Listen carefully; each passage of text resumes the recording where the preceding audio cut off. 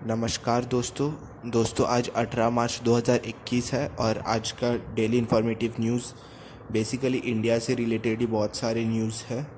तो सबसे पहला न्यूज़ ये है कि इंडिया ने फॉरेन एक्सचेंज रिज़र्व, जिसको हम लोग शॉर्ट में फॉरेक्स रिज़र्व कहते हैं, उसमें इंडिया अभी चौथे नंबर पर पहुंच गया है।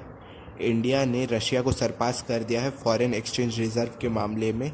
अभी इंडिया दुनिया का चौथा सबसे ज़्यादा फॉरेक्स रिज़र्व होल्ड करने वाला कंट्री बन गया है। इंडिया के पास अभी फॉरेक्स रिज़र्व हैं 5,80,299 मिलियन US डॉलर और रशिया के पास है 5,80,100 मिलियन US डॉलर। मतलब इंडिया बेसिकली रशिया से 199 million US dollar extra forex reserve है। तो अभी आप सोच रहे होंगे कि नंबर 1, 2 और 3 देश कौन कौन से हैं। तो सबसे पहला नंबर 1 में चाइना के पास 33 लाख का मैसिव फॉरेक्स रिज़र्व है। उसके बाद आता है जापान के पास है 13 लाख और थर्ड कंट्री है स्विट्ज़रलैंड, जिसके पास है 10 लाख। तो इंडिया को अभी स्विट्ज़रलैंड को हराने के लिए, मतलब स्विट्ज़रलैंड को सरपास करने के लिए अभी लगभग अपना जो फॉरेक्स रिज़र्व है उसको डबल करना पड़ेगा।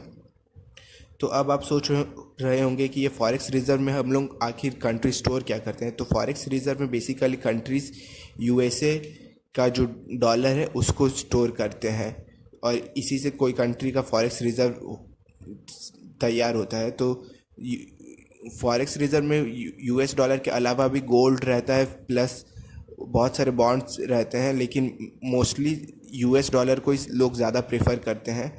और US डॉलर स्ट्रांग इसलिए है क्योंकि USA का मिलिट्री स्ट्रांग है, प्लस USA के पास पेट्रो डॉलर है और USA का जो भी ऑयल प्रोड्यूसिंग कंट्रीज़ है उनके साथ अच्छा बनता है, एक्सेप्ट कुछ कंट्रीज़ जैसे कि वेनेजुएला और ईरान। इन लोगों से US का अभी तक नहीं बनता है।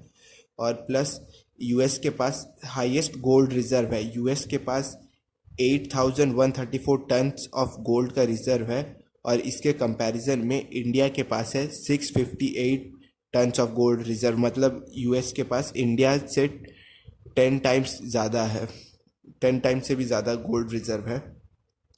और इंडिया का जो रिज़र्व है वो रफली, जो इंडिया का फॉरेक्स रिज़र्व है वो अभी रफली इतना हो गया कि इंडिया में अगर 18 महीने तक कोई इंडिया कुछ इंपोर्ट ना करे और एक्सपोर्ट करना भी बंद कर दे तो भी इंडिया अपना देश को चला सकता है 18 महीने तक, और लोग अगर टैक्स भी नहीं देंगे तो भी। तो ये बेसिकली बाकी जो इन्वेस्टर्स हैं उन लोगों को ये आश्वासन देता है कि इंडिया एक स्टेबल कंट्री है, क्योंकि इंडिया 18 महीने तक अपने जो भी सिटीजन्स हैं उन लोगों का नीड्स को पूरा कर सकता है। इतना फॉरेन रिज़र्व है इंडिया के पास। और इसके बाद दूसरा न्यूज़ है कि इंडिया ने मोज़ाम्बिक को एक केप गॉज क्लास का लोकोमोटिव एक्सपोर्ट किया है। तो ये केप गॉज का जो लोकोमोटिव है वो मेनली उत्तर प्रदेश के वाराणसी में बनाया गया है और ये 3000 हॉर्स पावर का लोकोमोटिव है।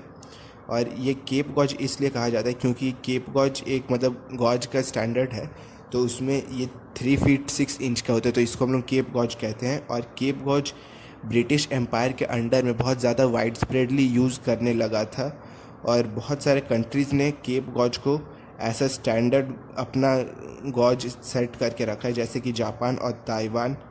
और जो ये लोकोमोटिव है जो वाराणसी में बनाया गया था उसको वाराणसी से जो एक्सपोर्ट किया, मतलब वाराणसी से लेकर जो पोर्ट तक लेके गए, वो काम किया है Rail India and Technical Service, RITES कहा जाता है इसको। इन्होंने इसको इंडिया में जो एक्सपोर्ट रिलेटेड है रेलवे का उसको देखते हैं, तो इन्होंने इस ट्रेन को एक्सपोर्ट करने में किया है। और इंडिया ने बेसिकली ये ट्रेन को एक्सपोर्ट करके मोज़ाम्बिक से मतलब थोड़ा गुडविल भी अर्न किया है, प्लस सॉफ्ट पावर भी हुआ है। लेकिन इंडिया को मेनली मोज़ाम्बिक में ये नेवी के राइट्स मिले कि इंडिया अपने शिप को वहाँ पर डॉक कर सकते हैं, प्लस वहाँ के पोर्ट्स का यूज़ कर सकते हैं, लेकिन डायरेक्टली यूज़ नहीं कर सकते। यूज़ करने से पहले इंडिया को परमिशन लेना पड़ेगा। लेकिन ये भी एक बहुत अच्छा बात है कि इंडिया को इंडियन ओशियन में बहुत सारे कंट्रीज़ का एक्सेस मिल रहा है।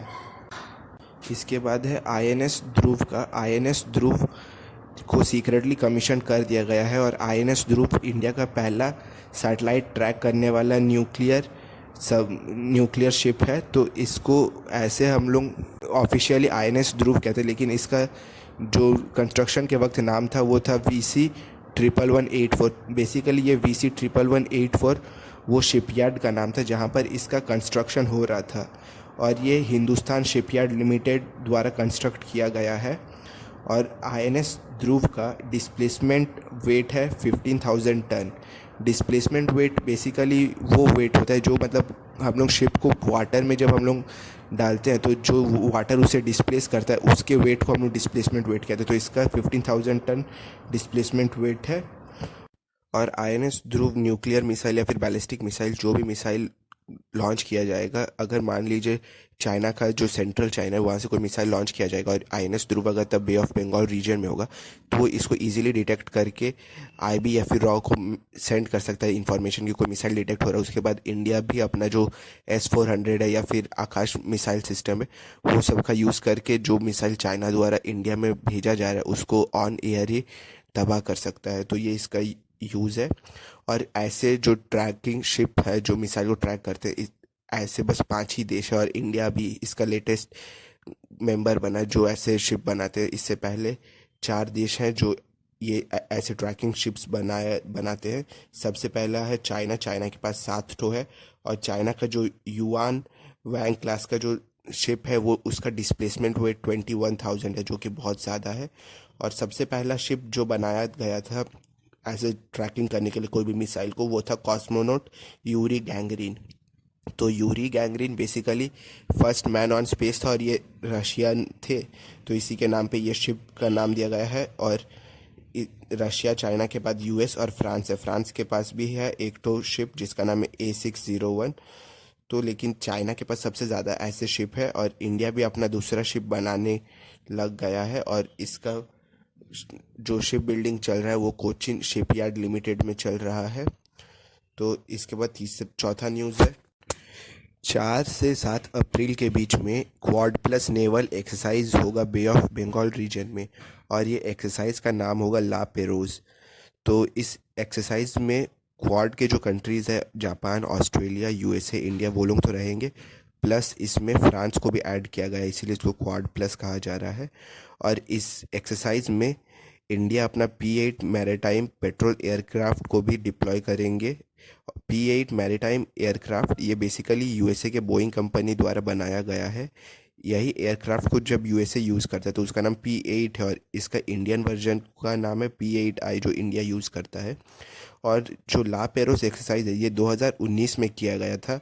तब इस एक्सरसाइज में इंडिया को छोड़ के बाकी ये 4 देश थे, और 2019 में जब ये एक्सरसाइज कंडक्ट किया गया था तो उसका इंटेंसिटी बहुत हाई था, क्योंकि उस वक्त फ्रांस ने अपना जो न्यूक्लियर एयरक्राफ्ट है उसको भी इस एक्सरसाइज में डिप्लॉय किया था। बेसिकली न्यूक्लियर एयरक्राफ्ट अभी पूरे वर्ल्ड में 2 ही जन के पास है, एक फ्रांस के पास है जिसका नाम है चार्ल्स डी गॉल, और दूसरा USA के पास है। और ये ला पेरोज एक्सरसाइज का नाम एक फ्रांस के 18वीं सेंचुरी के नौसेना अधिकारी के नाम पर रखा गया है जो इंडियन ओशन में एक्सपीडिशन के लिए निकले थे और उनका शिप इंडियन ओशन में खो गया था। तो उनको ऑनर करने के लिए ये एक्सरसाइज का नाम ला पेरोज रखा गया है।